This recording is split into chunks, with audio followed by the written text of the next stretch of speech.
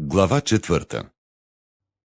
Вие, господарите, отнасяйте се с робите си справедливо и им отдавайте дължимото, като знаете, че и вие имате Господар на небето.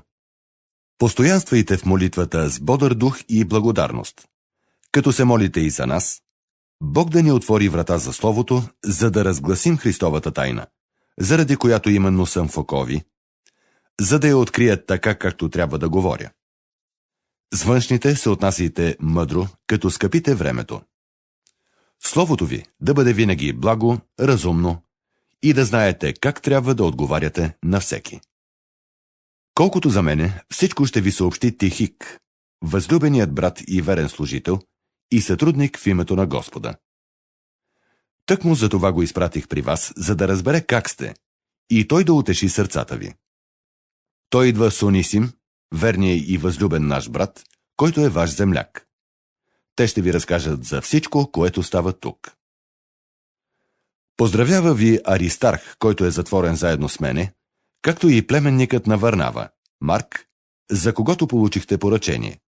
Щом дойде при вас, да го приемете, и от Иисус наричан Юст. Те са обрязани и са единствените сътрудници за Божието царство, които ми бяха утеха.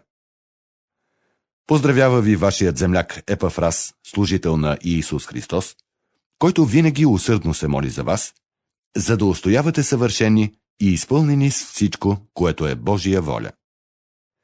Свидетелствам за него, че той много се грижи за вас и за онези, които са в Лаодикия и Иерапол. Поздравява ви Лука, възлюбеният лекар, както и Димас.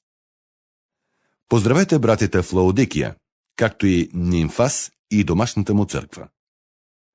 След като се прочете това послание сред вас, наредете да се прочете и в Лаодикийската църква, а посланието от Лаодикия да прочетете и вие.